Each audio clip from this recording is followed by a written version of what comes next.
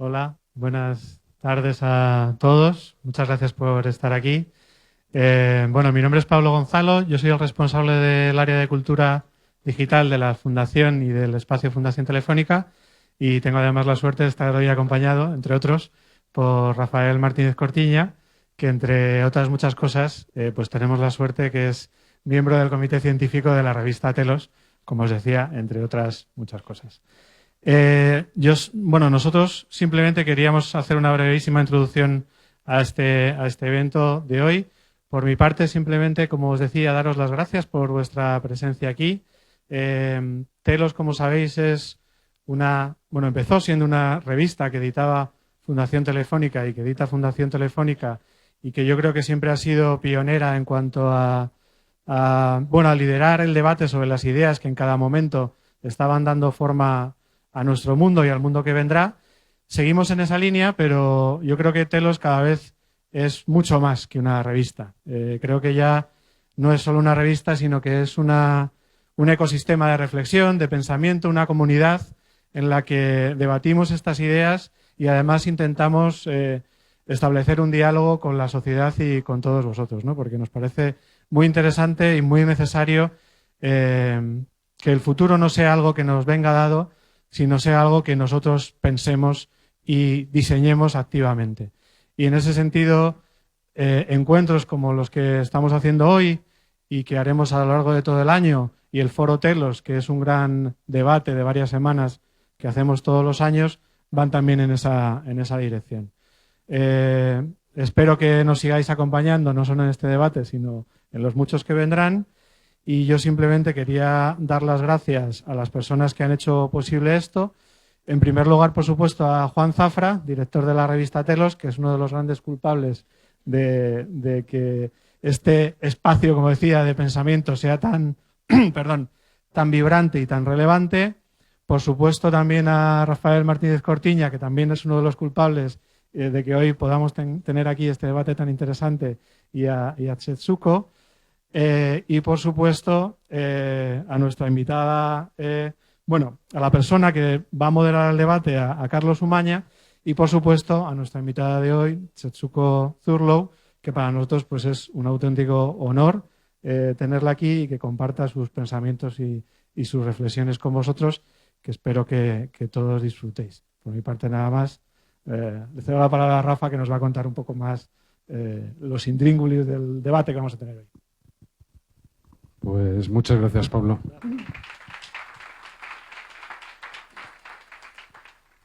Sí, muchas gracias, Pablo, por acoger esta conversación.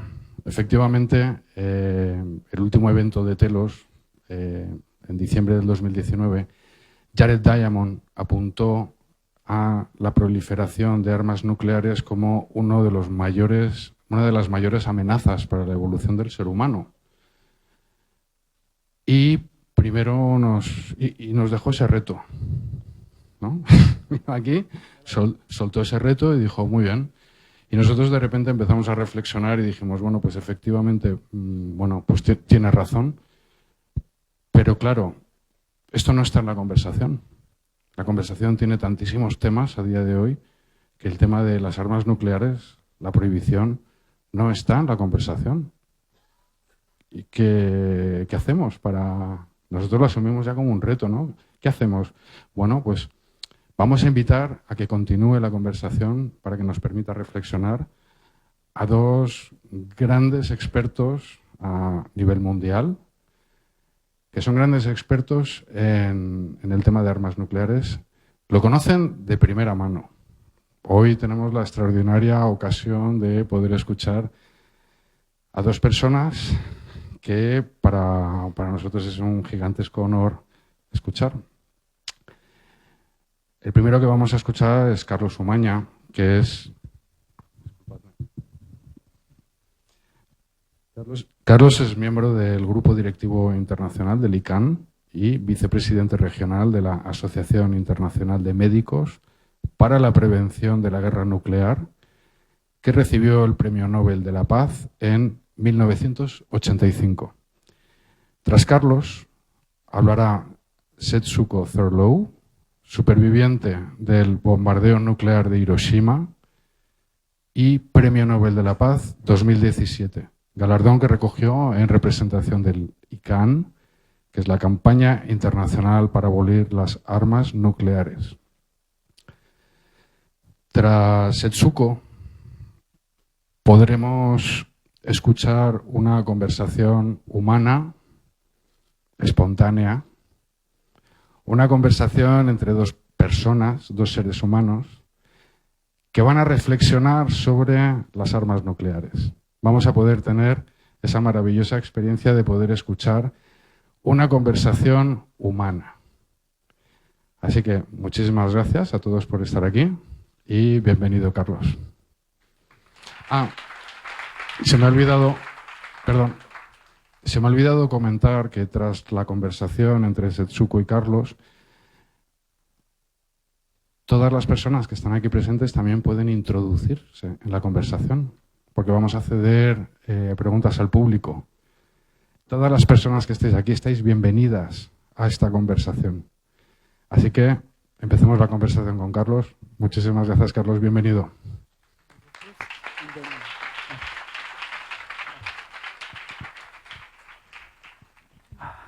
Buenas noches, es un enorme placer y un honor estar acá frente a ustedes. Quiero agradecerle a la Fundación Telefónica y a mi amigo Rafa Martínez Cortiña, que ha estado detrás de que esto ocurra, de que se genere esta conversación y que, el público que está aquí presente nos apoye con España, que España llegue a apoyar esta iniciativa de legitimación de las armas nucleares. Como bien dijo Rafa, yo pertenezco a la Campaña Internacional para Abolir las Armas Nucleares, ICANN. Fuimos galardonados con el Premio Nobel de la Paz en 2017 por dos razones. Por concientizar al mundo sobre las consecuencias humanitarias de las armas nucleares y por nuestros esfuerzos revolucionarios en conseguir una prohibición de estas armas a través de un tratado.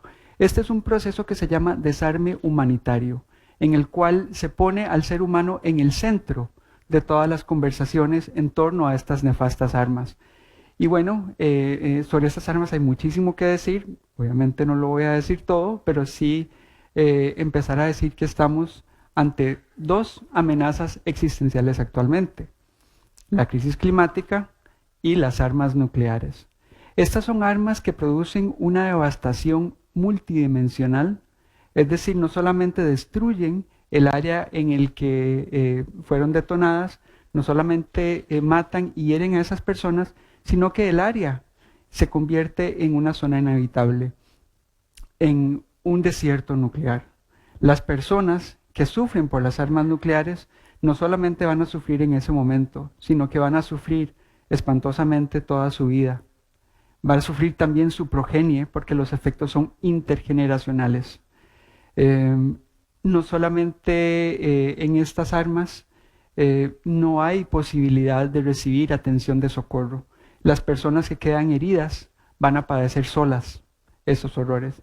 Y ahora un tema tecnológico aquí en este escenario que vale la pena traer a colación es que también se produce un pulso electromagnético que es capaz de inhabilitar absolutamente todos los dispositivos tecnológicos en kilómetros muchísimo más, un área muchísimo más vasta que donde se produjo la detonación. Y esto en la era tecnológica actual sería una verdadera catástrofe. Ahora, esto no es un riesgo teórico. El riesgo de que esto ocurra es altísimo. El Boletín de Científicos Atómicos tiene un reloj que se llama el reloj del apocalipsis, que mide la destrucción el riesgo de la destrucción de la humanidad a través de una guerra nuclear en minutos hacia la medianoche. Para este año, para el 2020, ese riesgo está en 100 segundos hacia la medianoche.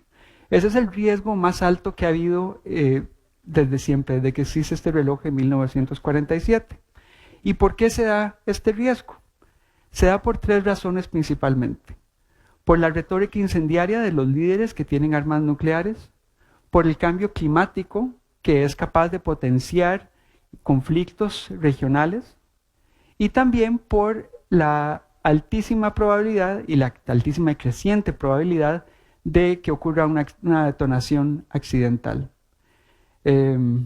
Actualmente ha habido más de 1000 accidentes con los arsenales nucleares solamente en Estados Unidos y ha habido 7 de esos accidentes que han sido capaces de generar una guerra nuclear mundial. Tan es así, tan alta es la dependencia en sistemas automatizados de estas armas, que el Instituto Future of Life, Futuro de la Vida, ha determinado que la guerra nuclear más probable es una accidental.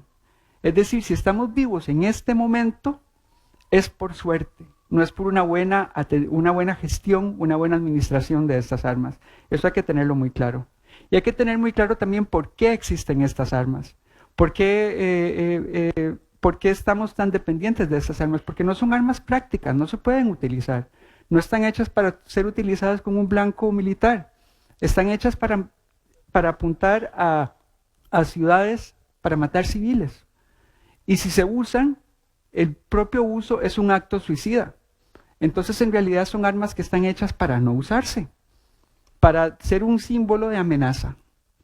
Y este símbolo de amenaza que es alimentado por una retórica de que el poder destructivo genera prestigio, de que la imposición genera prestigio, eso es una retórica que ha sido alimentada por todo el mundo, hasta hace en realidad bastante poco. En julio de 2017, 122 países decidieron aprobar un tratado sobre la prohibición de las armas nucleares en la ONU. 122 países es una clara mayoría de la comunidad internacional. ¿Esto qué significa? Que se está debilitando, se está delegitimando este símbolo. Que los países no nucleares están diciendo basta, nosotros no vamos a contribuir con esto ni vamos a ser rehenes de este símbolo. Y la prohibición ha funcionado, la prohibición funcionó con las otras armas de destrucción masiva que primero fueron prohibidas y después fueron eliminadas. Hablamos de las armas químicas, las armas biológicas, las minas terrestres y las municiones en racimo. La prohibición también funcionó con la esclavitud. Cuando se empezó a abolir la esclavitud era en realidad una actividad mundialmente reconocida y una actividad bastante fuerte en el comercio internacional. Y España eso lo entendió en realidad con el referéndum de 1986, cuando para pertenecer a la OTAN. Decidieron pertenecer a la OTAN con la condición de prohibir las armas nucleares en el territorio español. Entonces esa es la fase que estamos, en el desarme humanitario, en generar este cambio, de que cada vez más el prestigio no está asociado a el poder destructivo, a la amenaza y a las imposiciones, sino a la construcción de diálogo, a construir puentes, al multilateralismo.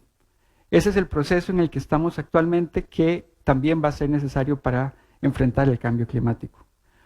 Hoy tenemos el privilegio de tener un testimonio de un testigo de la historia. Esperemos que este testigo de mi querida amiga, a quien tengo el gran privilegio de llamar amiga, Setsuko Thurlow, nos abra los ojos ante el riesgo en el que estamos, porque su experiencia podría repetirse a una escala muchísimo mayor. Muchas gracias y ahora le damos paso a Setsuko Thurlow.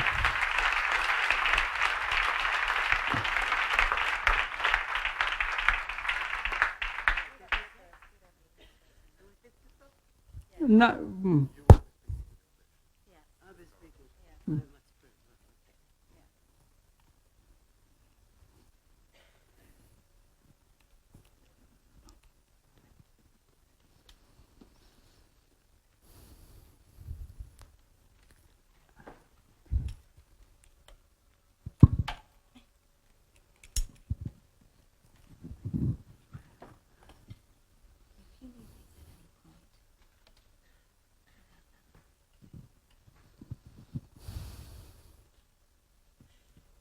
Good evening. Buenas tardes a todos. Estoy muy contenta de estar aquí. y pasar un tiempo con vosotros, hablando de algo desagradable, pero que es algo de lo que tenemos que hablar, en lo que tenemos que reflexionar, que tenemos que estudiar y que nos lleva a adoptar acciones. Todos nosotros debemos actuar sobre este asunto si queremos tener un futuro.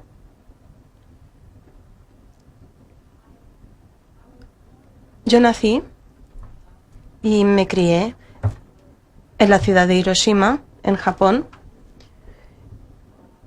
en 1945, el 6 de agosto. Tenía 13 años. Era una estudiante del instituto en octavo.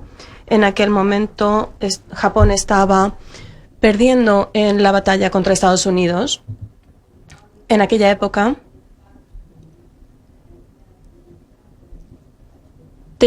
pocas veces podíamos quedarnos en el aula y tener clases normales. Teníamos que trabajar para el ejército y para el gobierno, las autoridades de las ciudades. Y ese mismo día del 6 de agosto de 1945 me encontraba en la sede central del ejército, en el cuartel central del ejército, que estaba a 1,8 kilómetros o aproximadamente una milla del centro de la ciudad. Era un lunes por la mañana. 30 de nosotras habíamos sido elegidos y habíamos sido formados para descodificar mensajes secretos para el ejército.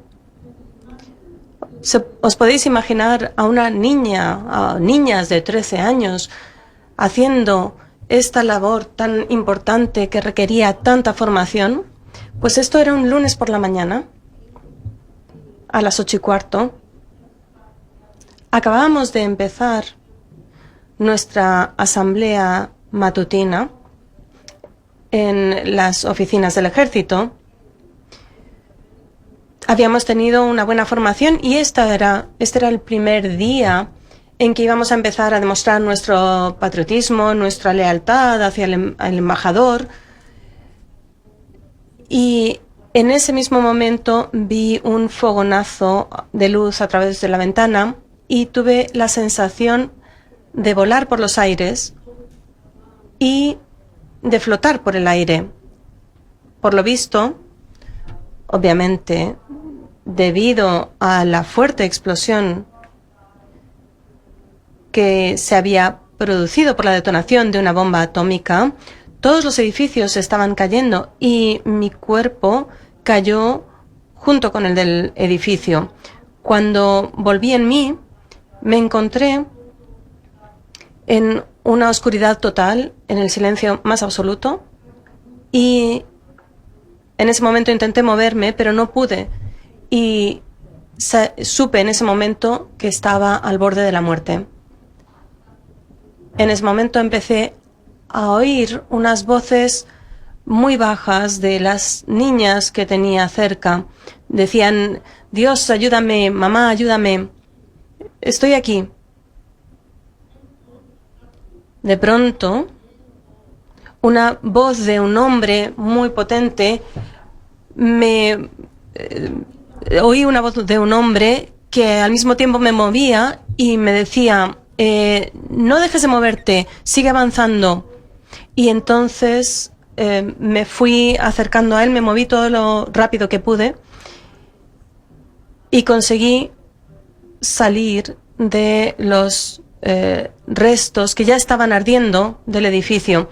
Este hombre, y ese día, de las 30 niñas que estaban conmigo, 28 perecieron quemadas vivas.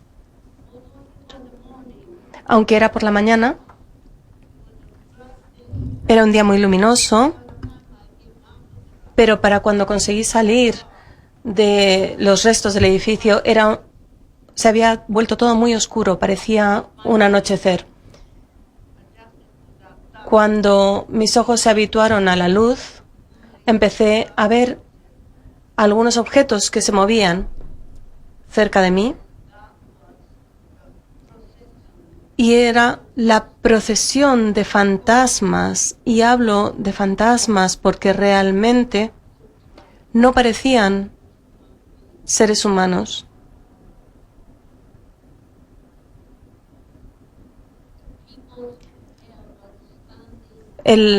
Las personas tenían el cabello de punta, la piel quemada, sus cuerpos estaban cubiertos de sangre, estaban oscurecidos, quemados, hinchados y estaban acercándose desde el centro de la ciudad hacia la zona donde estábamos nosotros. Algunos llevaban los ojos, sus propios ojos en las manos. Les faltaban partes del cuerpo y a medida que se iban cayendo, podía ver que llevaban muchos de ellos heridas, tenían heridas en el estómago y los intestinos se les caían mientras andaban. Nadie tiene la fuerza física o psicológica para resistir algo semejante. Los soldados nos dijeron, a mí y a otras 2 niñas que habían conseguido sobrevivir, nos dijeron que siguiéramos a la procesión de personas que veíamos pasar y que lo siguiéramos hacia la montaña.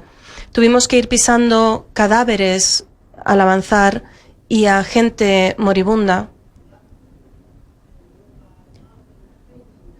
Llegamos a una zona de formación del ejército, una zona muy amplia, que medía aproximadamente 2 campos de fútbol. Para cuando llegamos, el lugar estaba lleno de cuerpos de cadáveres y gente que se estaba muriendo.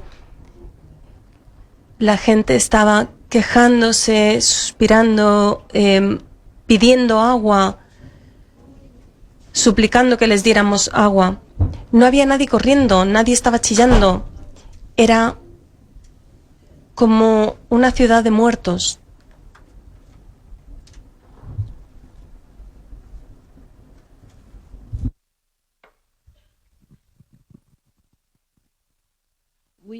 We girls. Las niñas teníamos unas heridas bastante leves, así que nos acercamos a un arroyo cercano, nos limpiamos la sangre del cuerpo y después nos quitamos las blusas, las empapamos con agua y volvimos a ayudar a los moribundos y les llevamos la tela humedecida, empapada, a la boca.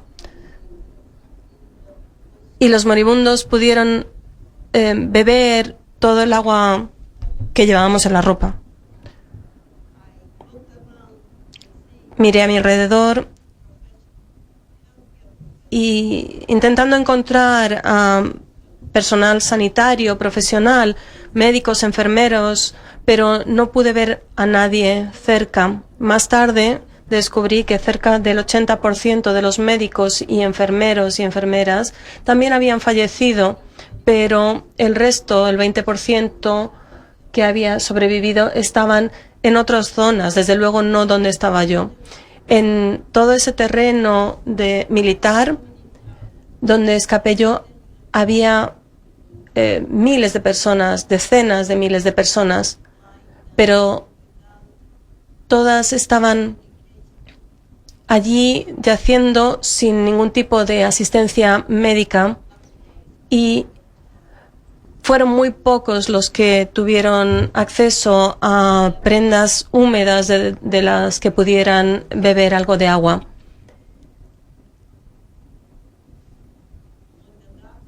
Cuando cayó la noche, nos sentamos en la colina y durante toda la noche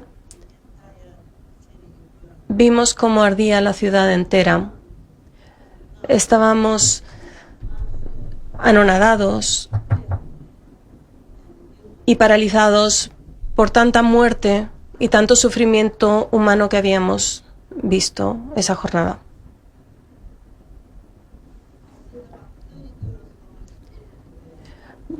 Treinta niñas aproximadamente de mi colegio estaban conmigo, pero unas 351 niñas de mi colegio estaban en el centro de la ciudad de esa jornada, junto con varios miles de estudiantes de otros institutos de la ciudad. Iban a ayudar al ejército en tareas manuales. Por encima de ellos,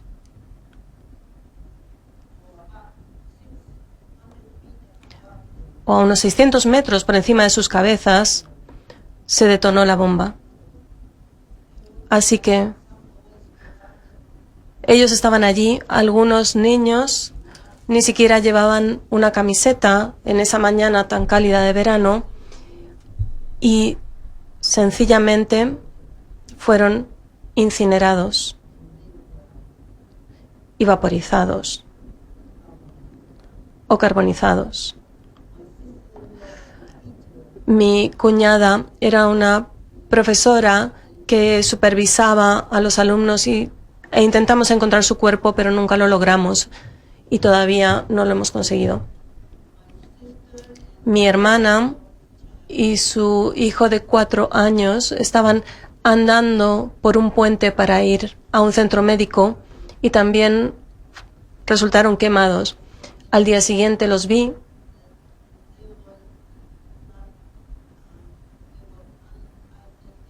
Y era imposible identificarlos.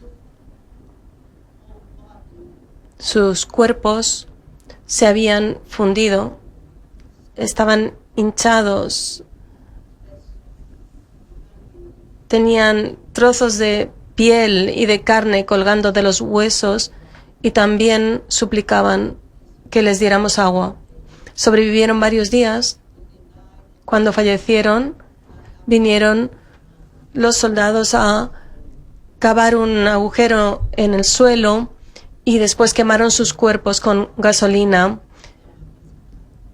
diciendo que todo el rato comentando cómo se iban quemando esos cuerpos. ¿Podéis imaginaros qué sentía una niña de 13 años allí de pie, sin ningún tipo de emociones, simplemente mirando lo que estaba ocurriendo? Tengo un recuerdo muy vívido de mí misma, de pie, mirando esa supuesta cremación de mi querida hermana y de mi sobrino.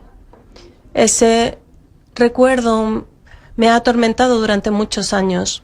¿Qué tipo de ser humano soy cuando mi querida hermana y su hijo son tratados como animales, como insectos, sin ningún tipo de dignidad?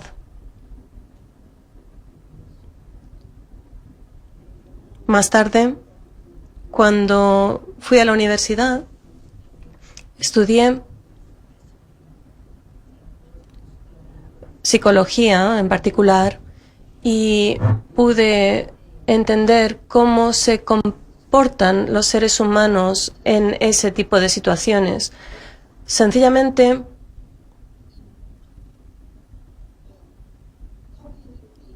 desde un punto de vista cognitivo, funcionamos, pero realmente dejamos de sentir, interrumpimos las emociones. Muchos testimonios, se han escrito muchos testimonios y he hablado con amigos, pero compartimos esa experiencia común. Esto le pasó a muchas personas. Nadie podía llorar en ese momento. Los estímulos externos eran tan grandes, tan intensos, que sencillamente tuvimos que bloquearnos para que no nos afectaran. Esto era algo positivo porque los estímulos seguían afectándome. Si hubieran seguido afectándome, no habría podido funcionar en una situación tan horrible.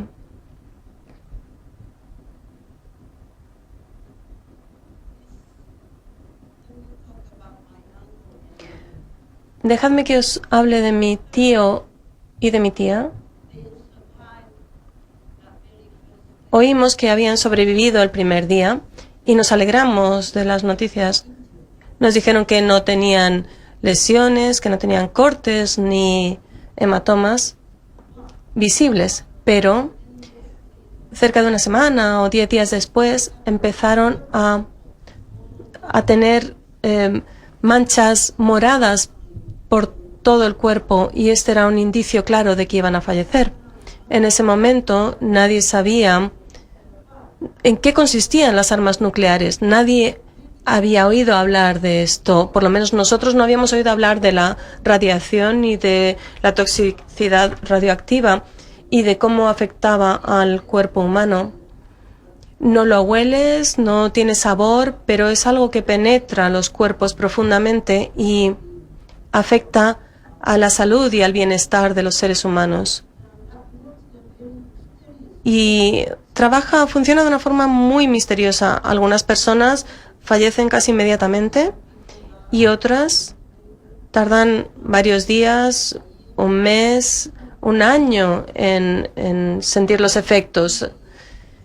Es algo muy peculiar y muy misterioso la forma en que actúa la radiación en los supervivientes. Así que podéis imaginaros la ansiedad, el miedo que tenía la gente en aquellos días. Lo primero que hacíamos por las mañanas, antes de vestirnos, teníamos que mirarnos todo el cuerpo para ver si teníamos algún tipo de mancha morada, porque si veías que aparecía una, era un indicio claro. La pérdida de cabello, la fiebre, una diarrea, las hemorragias internas o las encías sangrantes eran síntomas que la gente experimentaba.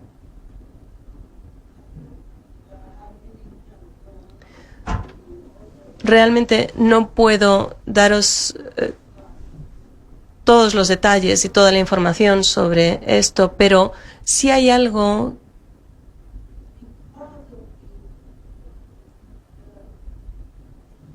que me gustaría decir, y es que debido al calor,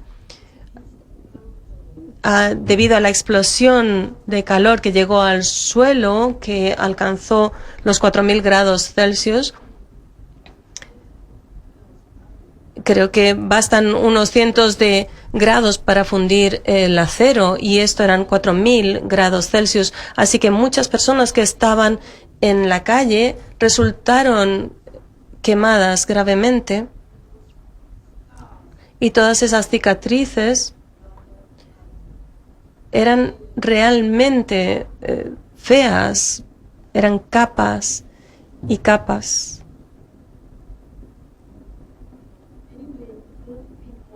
Pero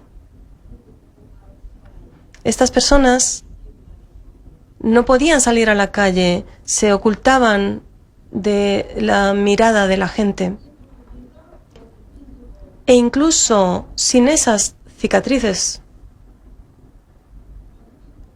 cuando la gente descubría que habías estado en la ciudad en esa época, empezaban a alejarse de ti, a evitarte, porque empezaron a escuchar historias terribles, como que estaban haciendo niños con defectos, que habían nacido de mujeres que habían estado expuestas a la radiación. Por ejemplo, niños, bebés con cabezas muy pequeñas, microcefalias. Así que las personas nos temían a los que habíamos estado expuestos a la radiación, a los que habíamos estado en la ciudad. Temían que contaminásemos a otras personas sanas y normales. Así que también se produjo una situación muy terrible de discriminación social, independientemente de que tuvieras cicatrices o señales visibles de haber experimentado el bombardeo. Podría seguir contándoos mucha información muy detallada, pero dejadme que os cuente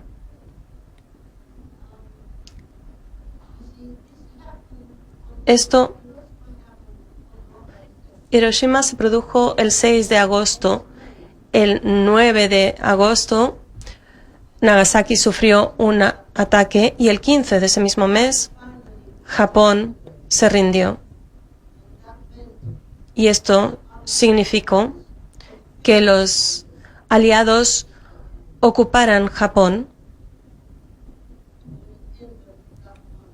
a finales de ese mismo mes. Así que a principios de septiembre ya estaban trabajando, controlando el territorio. El emperador tuvo que marcharse, el general MacArthur asumió el gobierno del país. El general MacArthur dijo que llegó a Japón con dos objetivos concretos. Uno era desmilitarizar el país y después democratizarlo. Muy bien, pero en realidad sus políticas, algunas de las políticas que aplicó fueron muy positivas, por ejemplo, la reforma del sistema económico y también en lo que se refiere al estatus de las mujeres que pudieron votar por primera vez. Así que sí que se produjeron avances sociales, pero en lo que se refiere a Hiroshima y Nagasaki, creo que practicó justamente lo contrario de lo que decía. En primer lugar,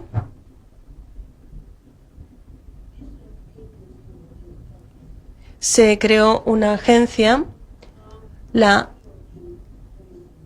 se llamaba la Comisión de Fallecimientos por la Bomba Atómica o de los afectados por la bomba atómica, así que la gente estaba muy contenta porque estaban esperando que les dieran algún tipo de medicación que hasta entonces no estaba disponible. Así que estaban esperando que llegara algún tipo de ayuda de expertos médicos con conocimientos sobre estos síntomas tan misteriosos que estaban padeciendo. Pero pronto nos dimos cuenta de que esta agencia en realidad venía a estudiar los efectos de la radiación de la bomba atómica en el cuerpo humano. Este era el único objetivo de la investigación, no aportar tratamiento para los moribundos, para la gente que estaba sufriendo y agonizando. Podéis imaginaros cómo se sintieron los supervivientes. Sintieron que los utilizaban no solamente una vez, sino dos, como conejillos de indias.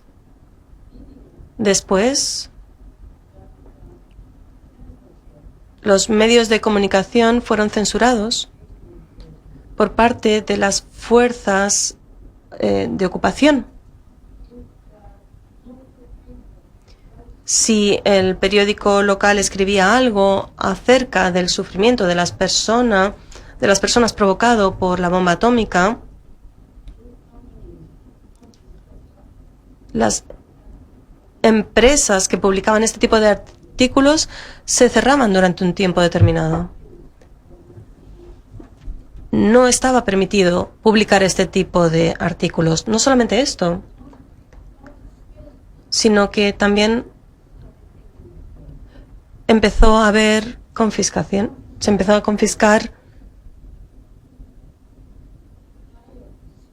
por ejemplo, los diarios de personas o el correo personal o los poemas y haikus que escribían las personas. A los japoneses les encanta escribir cuando sienten mucho dolor. Buscan expresar ese dolor a través de poemas, por ejemplo, y también fotos, los negativos, películas, cualquier cosa que pudiera mostrar el sufrimiento humano provocado por la bomba atómica. Todas estas cosas se confiscaban. Creo que hubo más de 32.000 artículos que se confiscaron y se enviaron a Estados Unidos. Así que os podéis imaginar, acabo de daros simplemente unos cuantos ejemplos, pero podéis imaginaros que con todo esto la gente empezó a recibir el mensaje de que no podían hablar de lo que habían experimentado. Y la gente se dijo, bueno,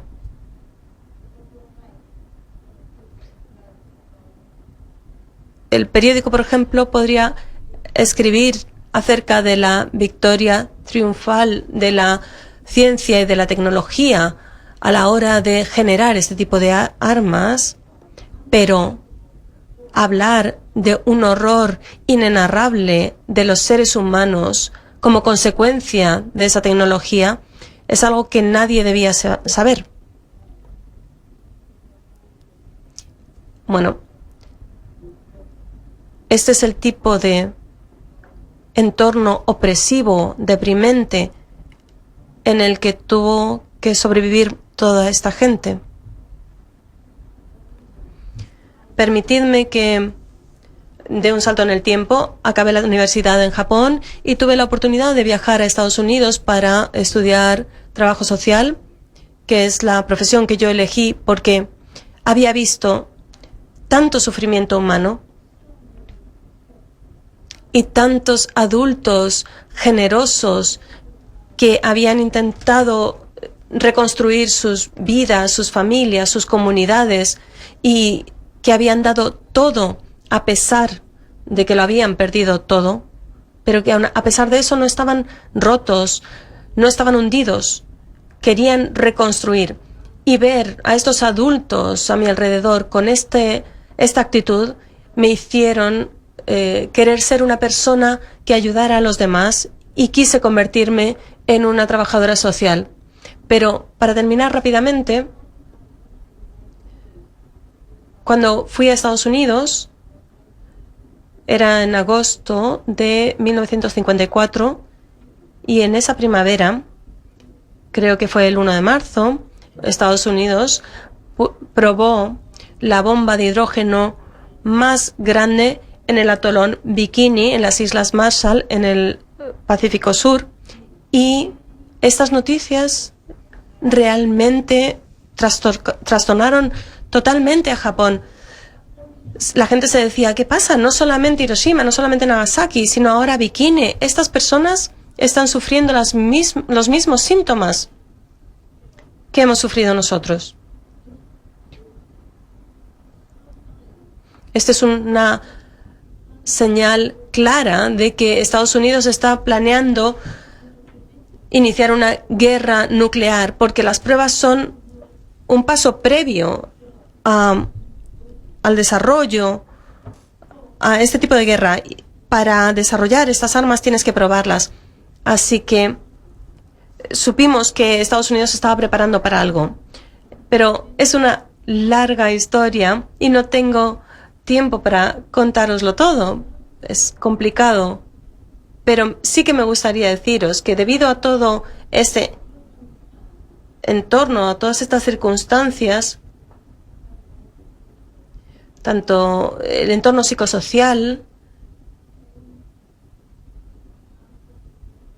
y después del fin de la guerra, cuando la gente ya tenía acceso a datos históricos y a más información, las personas se fueron dando cuenta de que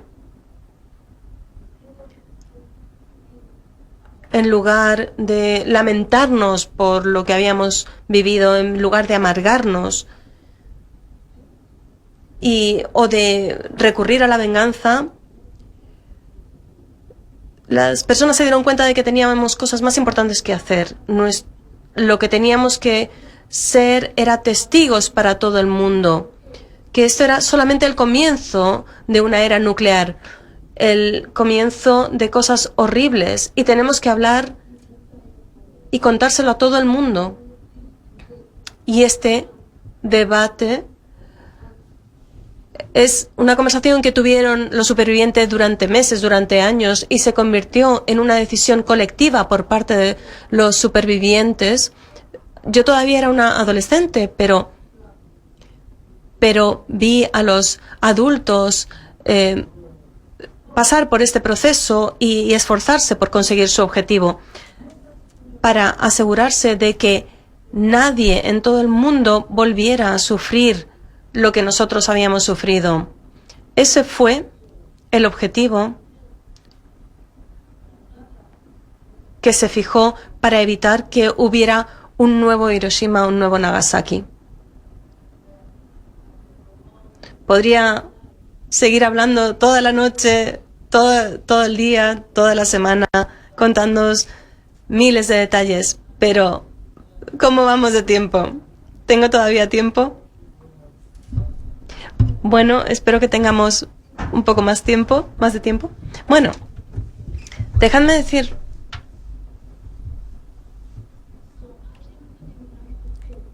llegué a Estados Unidos y me entrevistó la prensa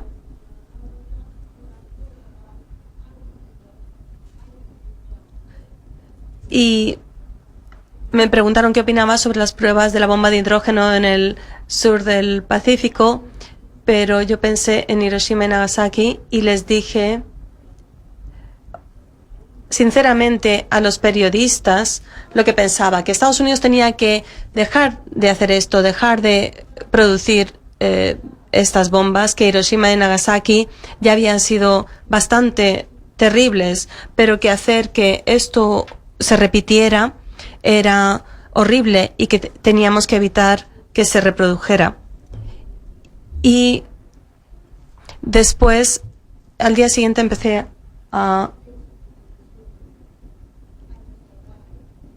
tuve que decidir qué iba a hacer en la universidad donde había venido a estudiar en Estados Unidos. Tuve que tomar esta decisión porque no respaldaba la política nuclear de Estados Unidos, porque había sido sincera y les había contado lo que nosotros habíamos experimentado en Hiroshima y Nagasaki. Entonces, ¿qué podía hacer? ¿Simular que no había pasado nada y callarme? ¿No decir nada? Para mí fue una experiencia traumática.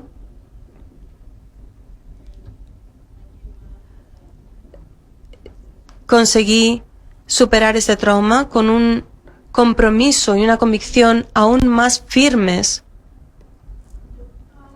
de que si no hablo y no cuento lo que he experimentado, ¿quién puede hacerlo? Así que para mí ese fue mi momento de tomar la decisión de dedicar mi vida a esta finalidad, y he intentado hacerlo, pero han pasado ya muchos años y ha sido siempre una lucha constante. Muchas gracias.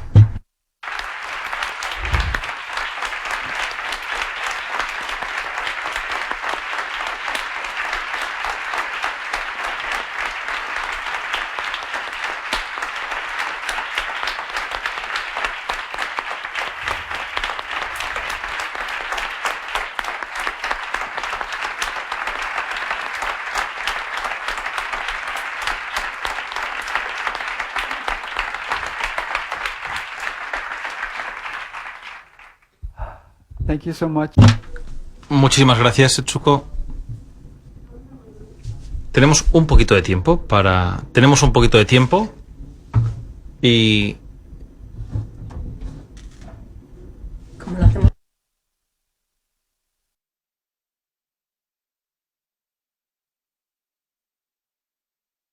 We have been traveling for 3 weeks. llevamos viajando 3 semanas.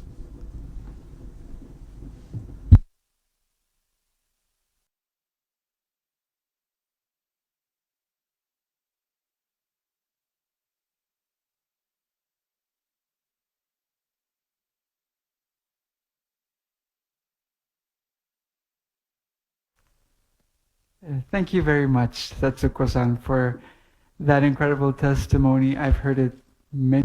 Gracias. Es un testimonio que he oído ya varias veces y cada vez que lo escucho aprendo algo diferente. Hemos viajado juntos durante, me parece que ya que varios meses. Hemos ido a París, a Barcelona, a los Pirineos y a Andorra, y ahora estamos en esta maravillosa ciudad que está tan cercana a mi corazón, que es Madrid, y ha estado genial viajar contigo. Ha sido una experiencia y un aprendizaje fantástico. Esa fotografía que tenemos atrás, ¿sí? Es una muy buena foto tuya. ¿Qué nos puedes decir de esa pancarta que están sujetando ahí atrás?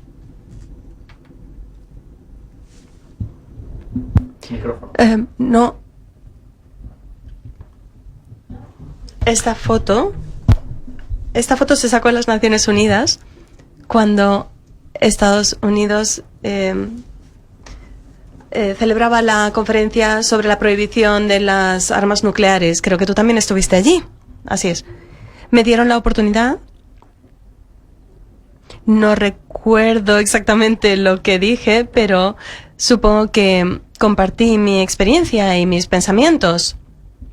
No creo que tuviera tiempo de hablar de mi experiencia, pero sí que compartí mis ideas acerca de la adopción del tratado para prohibir el uso y la amenaza del uso de las armas nucleares. Y he pasado muchos años trabajando en pro del desarme nuclear, pero cuando se celebró esta conferencia en las Naciones Unidas, realmente me sentía eufórica, realmente me sentí feliz. Durante muchos años, el mundo no había respondido a nuestros mensajes.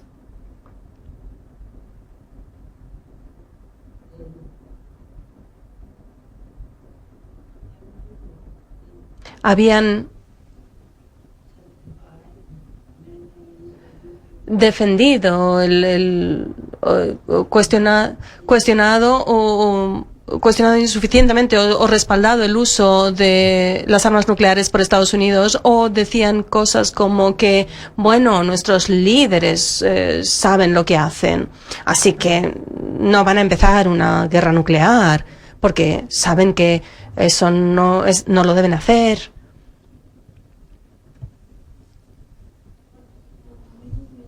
Durante muchos años, durante muchas décadas,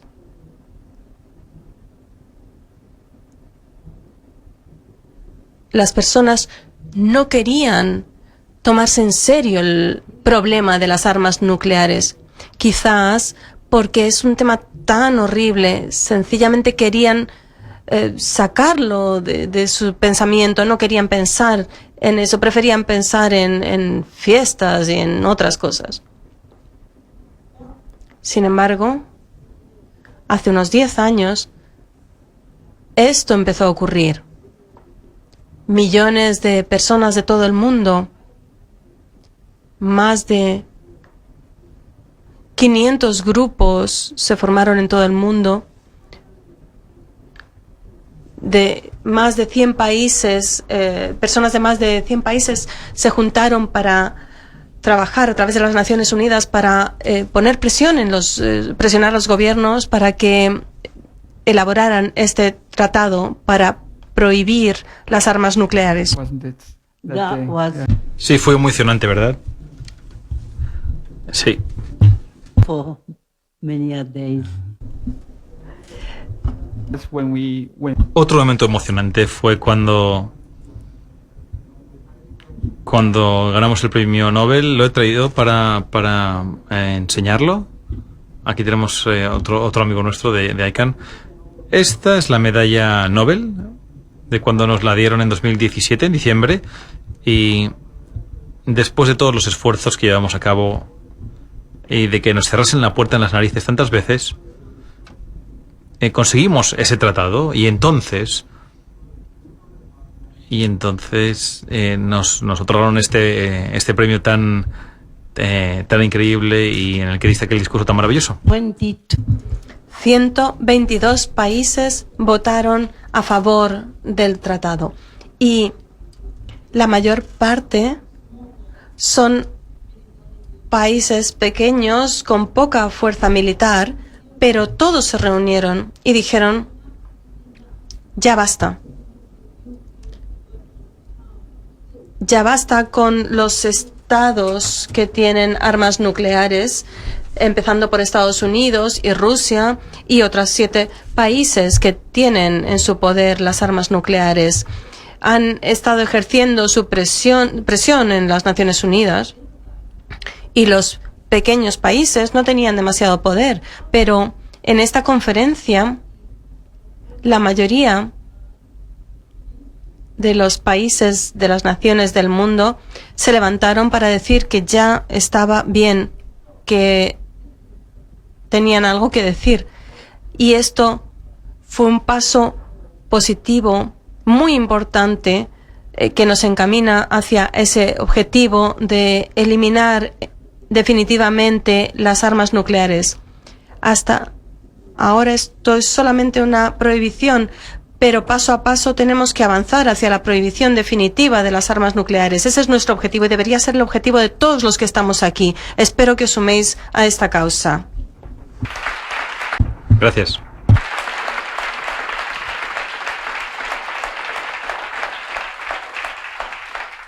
Now let's see, we've A ver, parece ser que nos hemos pasado del tiempo que tenemos, que es fantástico porque la historia es genial, pero vamos a ver si alguien tiene alguna pregunta.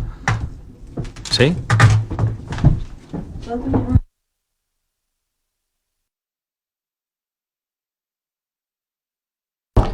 Setsuko, muchas gracias por estar en Madrid y por haber dado esta maravillosa conferencia.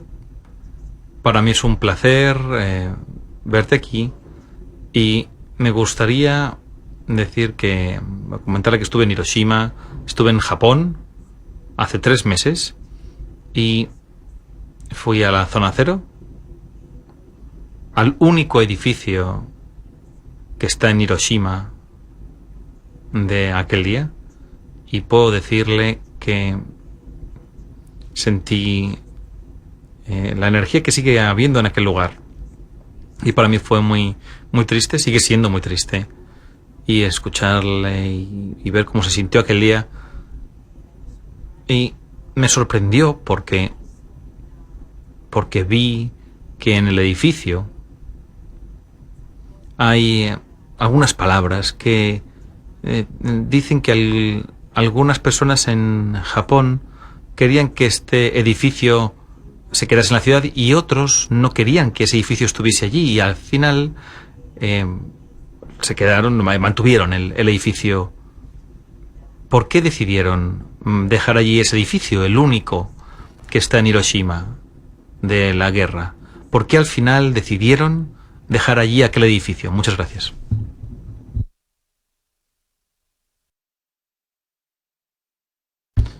Estamos hablando de la cúpula, ¿verdad? Sí. Bueno, todos sentimos que, aunque era doloroso, nunca debíamos olvidar lo que habíamos vivido y que debía ser una lección para toda la humanidad. Tenemos que seguir hablando de ello, así que es un símbolo que nos recuerda ese tema, pero es un símbolo de esperanza, porque nunca debemos repetirlo. La humanidad nunca debería de repetir esas acciones, y es una forma de recordárnoslo todos los días. Que los conflictos hay que resolverlos de una forma distinta, no matando y derritiendo a los demás.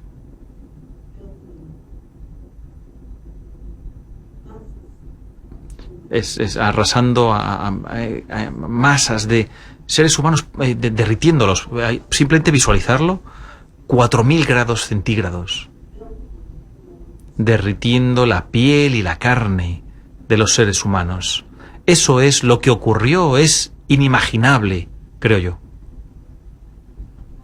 Pero fue una arma nuclear bebé, muy pequeñita. Hoy estamos hablando de bombas de hidrógeno que son miles de veces más destructivas. Así que estamos hablando de una escala completamente distinta en estas bombas. Así que todo el debate de las armas nucleares para mí, a mí me parece una locura, simplemente. Pero algunos líderes parecen pensar que está bien, ¿no? Que podemos utilizar el dinero de los contribuyentes para fabricar más armas nucleares para poder sentirnos seguros frente a nuestros enemigos. A mí no seré jamás capaz de apoyar esa locura. Es una ilusión y una locura. Eso es lo que yo creo. Y son $160.000 millones de dólares al año lo que se invierte en el mantenimiento de armas nucleares. Es solamente en mantener y modernizar las armas nucleares con fondos públicos. Con fondos públicos. ¿Alguna otra pregunta?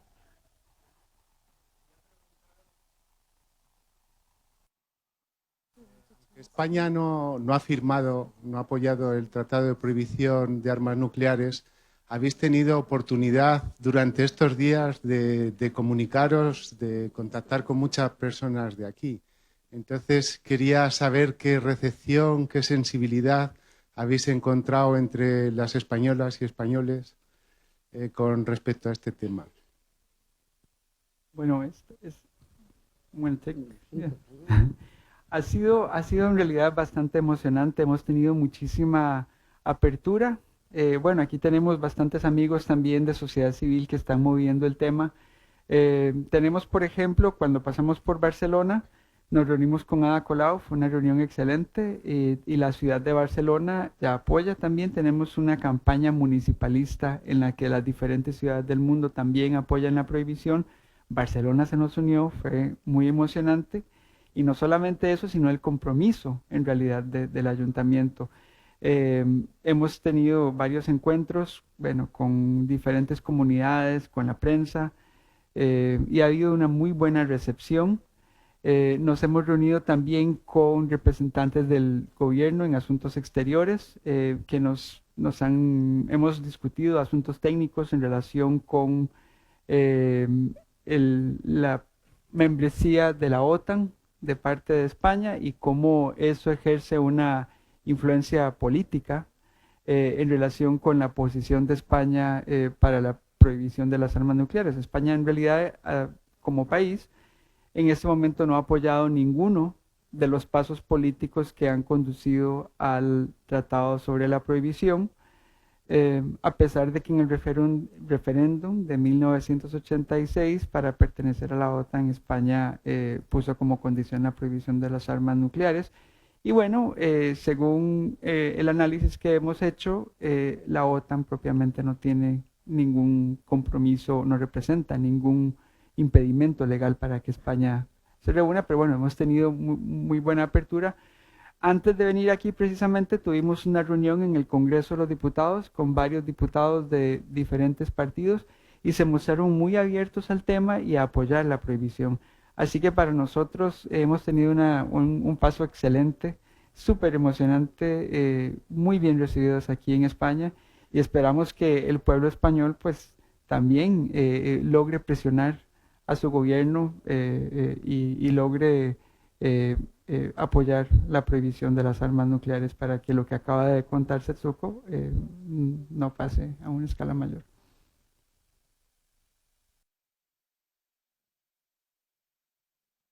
Hi. Hola, muchas gracias. Mi pregunta es para Setsuko. En primer lugar, me gustaría decir que ha sido un privilegio poder oír su historia, y mi pregunta es, después de lo que ocurrió en Hiroshima y Nagasaki, personalmente, ¿cómo puede sobrellevar el dolor y el perdón? ¿Y qué consejo podría darle a los jóvenes, a las nuevas generaciones? Gracias.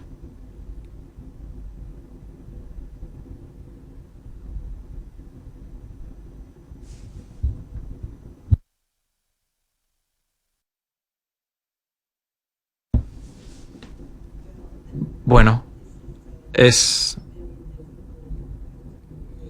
una pregunta muy difícil. Bueno, es algo que me parece muy difícil de hacer. Sí he entendido bien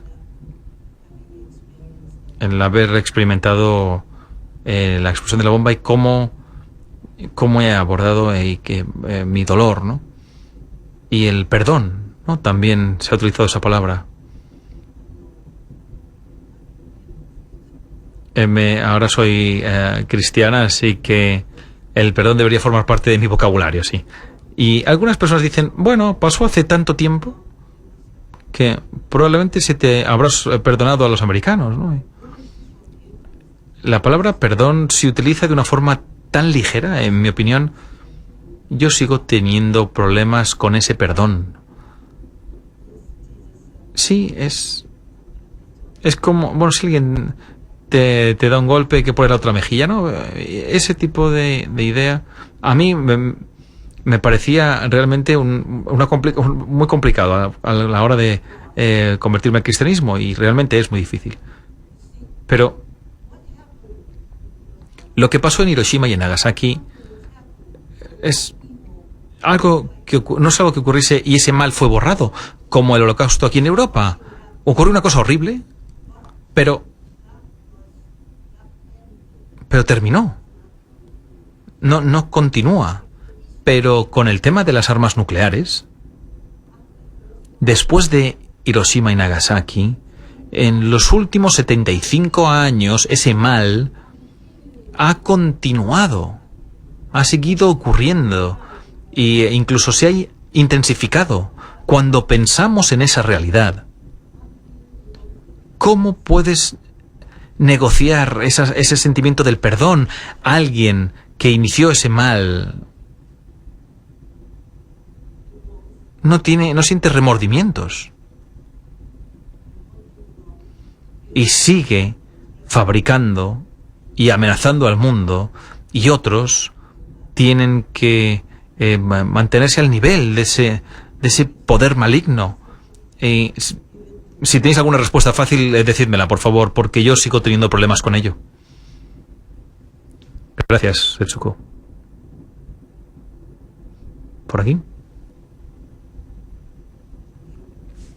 Se nos ha invitado a ello. ¿Cómo podemos hacer como ciudadanos para sumarnos a esta lucha por el desarme nuclear? Gracias. Okay. Yeah, I'll answer this one. Esta conversación hay que mantenerla viva. Necesitamos deslegitimar las armas nucleares y necesitamos lograr que nuestro gobierno apoye la prohibición sobre las armas nucleares. Entonces, ¿qué podemos hacer? Tenemos a nuestra mano algunas herramientas. Tenemos el compromiso parlamentario. Le podemos pedir a nuestros diputados y diputadas que apoyen la prohibición de las armas nucleares. Podemos pedirle también a nuestros ayuntamientos que también apoyen la prohibición. Y esas campañas están en el sitio web de ICANN. Pero también podemos pedir, podemos desinvertir nuestros propios fondos. Hay una campaña que se llama Don't Bank on the Bomb, no inviertas en la bomba. Es una campaña en la cual uno le puede pedir también a sus ayuntamientos que hagan una inversión responsable en las armas nucleares, y las inversiones propias de uno también, asegurarse que la gente tal vez más joven no tiene fondo de pensiones, pero los que ya sí nos preocupamos por esas cosas, pensar que nuestra plata, nuestro dinero no tenga nada que ver con armas nucleares, y luego también mantener esta conversación viva. Justamente ayer en el evento de la Universidad Complutense estábamos hablando sobre bueno, toda la actividad mediática que hemos tenido en esta semana, que es necesario propagarla. ¿Verdad? Si ustedes lo comparten y ponen el hashtag armas nucleares no, por ejemplo, esa es una muy buena forma de mantener la conversación viva, que este tema sea un tema de conversación en toda España, que se hable en las tabernas, en los comedores, en las cafeterías, ¿verdad? Es un tema que necesitamos que la gente se entere, que la gente discuta y que haya verdadera presión para que el gobierno, independientemente de las presiones políticas que haya, tome la decisión correcta. Porque presiones políticas las tenemos todos. Latinoamérica tenía muchísima presión de no entrar en la negociación del Tratado de Prohibición por Estados Unidos y los africanos por Francia, etcétera. Sin embargo, se hizo, ¿verdad? A pesar de esa presión política, por también otras presiones que había de parte de la gente. Entonces mantengamos ese tema vivo, eso es lo más importante que podemos hacer. Hashtag armas nucleares, no.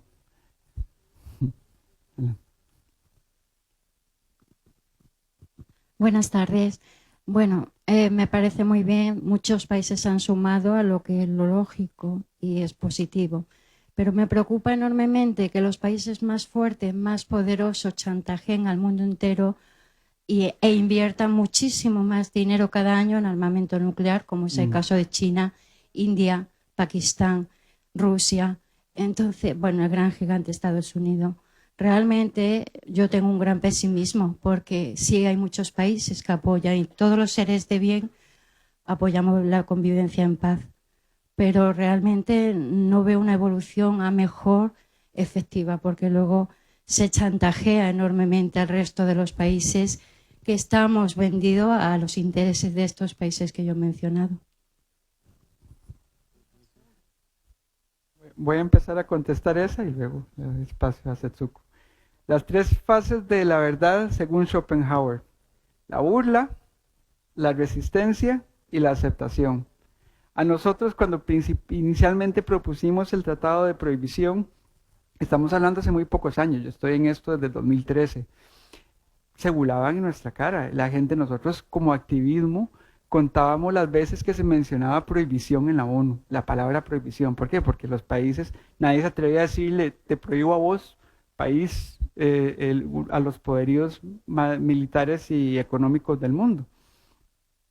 Ahora estamos en la fase de resistencia, ¿verdad? Es una donde la respuesta a la mayoría de la comunidad internacional uniéndose y hablando de desarme nuclear es precisamente aumentar esa retórica, que Macron llegue y hable sobre el rol de la disuasión de Francia en la Unión Europea, que se creen esos conflictos, que llegue Trump y a pesar de que se lleve con Putin diga, no, ese acuerdo de las fuerzas intermedias no sirve. Eso es parte de mantener la disuasión viva, eso es parte de la respuesta ante esto que está pasando. Porque si pensamos en esto de cómo funcionan las armas nucleares, en 1998, por ejemplo, la India, cuando hizo sus 3 ensayos nucleares, dijo, los hicimos estos ensayos porque teníamos que probarle al mundo que no somos eunucos. Es decir, toda esta inversión, toda esta idea de poder viene desde ahí y eso es lo que tenemos que deslegitimar. Entonces, deslegitimando, ahora estamos viendo, por supuesto, esta reacción de resistencia y eso lo que significa más bien es que estamos avanzando, que estamos progresando. Entonces, usted dice que usted es pesimista. Yo digo más bien que yo soy optimista y realista a la vez. El optimismo en realidad no es poco realista, porque las personas, las únicas personas en realidad que cambian al mundo son las personas que creen que el cambio es posible, ¿verdad? Entonces el optimismo en realidad es realismo porque es nuestro motor, ese es el combustible de la sociedad civil. Y bueno, ya nos hemos quedado ya, nos hemos extendido del tiempo. Los veo que están bastante interesados, eso me alegra muchísimo.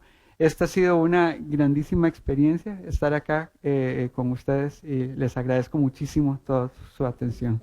Sí, pues muchísimas gracias, Setsuko Thurlow, muchísimas gracias, Carlos Omaña, muchísimas gracias por vuestra labor tan humana, esta labor tan maravillosa. Muchísimas gracias por volver a introducir un tema tan importante en la conversación.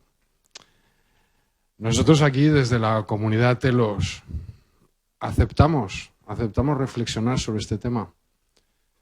Desde la comunidad Telos aceptamos volver a reintroducirlo, ¿no?, en la conversación, volver a reflexionarlo, volver a utilizar todas vuestras palabras para inspirarnos, y me gustaría pues que toda la comunidad Telos en Fundación Telefónica diese un fortísimo aplauso a Setsuko Thurlow y Carlos Omaña por vuestra presencia. Gracias.